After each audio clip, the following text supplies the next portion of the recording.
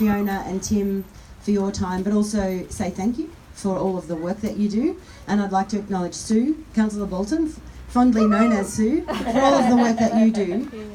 But also to acknowledge anyone who's been involved in staffing or organising or mobilising, you know, John with all of the photography and media.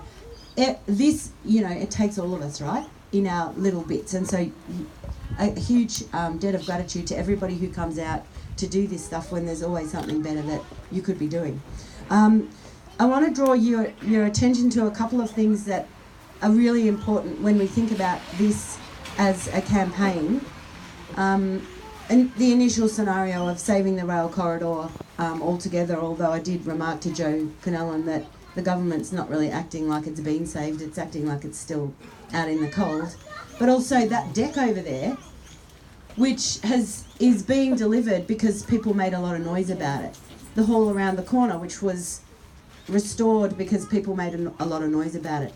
And I think that if we know one thing in Moreland, we know that campaigning is how you get what you need, and that the squeaky wheel does indeed get the grease. So squeak, people, squeak. And exactly. And I'm thinking of Jodie Jackson on Monday. Here in Moreland, and especially in the North East Ward, we're bipartisan, where there's representations from four corners of politics. But Jodie's not in that position, and she's an outlier in her group. And I think that if you do one thing after you leave now, it would be maybe to send an email to the other Hume councillors to back her in. I think that she needs as much support as she can possibly get in terms of what she needs to present to a room full of people who are not her allies. And I think it's really important to remember how important support is for people who are, you know, trying to kick doors open in the way that she will be tomorrow night on behalf of all of us. I think the other thing we need to think about is that Mernda campaign, they got their grease because they had support from another level of government, and that doesn't exist here in Broadmeadows electorate because the member for Broadmeadows is missing in action, and I don't know how good the Lamingtons are, but we can't seem to get him to stop eating them and come out and actually do some work. And I think that lobbying him is a really good idea, and lobbying people to stop voting for him is an even better idea. Amen. The first thing I don't understand about all this stuff. Now, in terms of me as the mayor of the Moreland Council, which is a diverse group of people who all agree on this issue, that line over there is rubbish, and we feel like we've been standing here for a while, but people wait longer for a train to get to work in the morning, and that's a pretty important thing to note.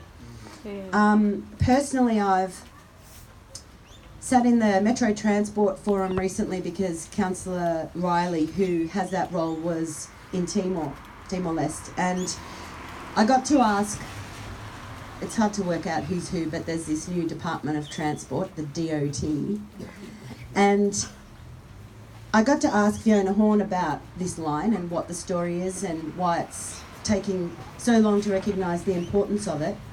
And she said to ask Minister Allen. So since that meeting, we've drafted and sent a letter to Minister Allen on behalf of the councillors and the council saying what we want, which is hopefully what Fiona and Tim can ask for. And excuse me for being so informal, but we're all people right now.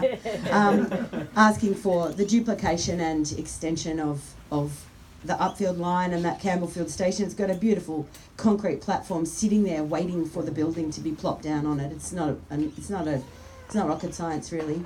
And I think something else that's really important to put into this conversation is that there's a group of people who live in the inner suburbs who think that the world falls away at Bell Street. So pretty much I reckon all of us, with the exception of a couple of weary travellers who've come up from the south, we understand that actually this is a vibrant and important and growing community of people who are important and make valuable contributions to all of the things that make communities function. And it's growing more all the time. But the tram finishes just past Bell Street, and the train is not considered just past Bell Street. And we deserve better public transport. The council has made a very clear position in its 4-year plan at the beginning of the term that we will advocate for mode shift. We're trying to say, especially in the south, get out of your damn cars and find a different way to travel if you can, because there are people who will never be able to get out of their cars, and there are people like me who can and should. So we're encouraging that stuff. And it's a no-brainer that we should back in support for more public transport, because you can't get people out of their cars while it's cheaper to drive and pay for parking to go to the football than it is to go and catch public transport to the football. It's just ridiculous. The system is completely broken and it needs to be fixed, and the state government needs to understand that it is the state government's role to deliver public transport, and it is the Moreland City Council's role to support activists in the community to lobby for better public transport. So I'd like to thank you all.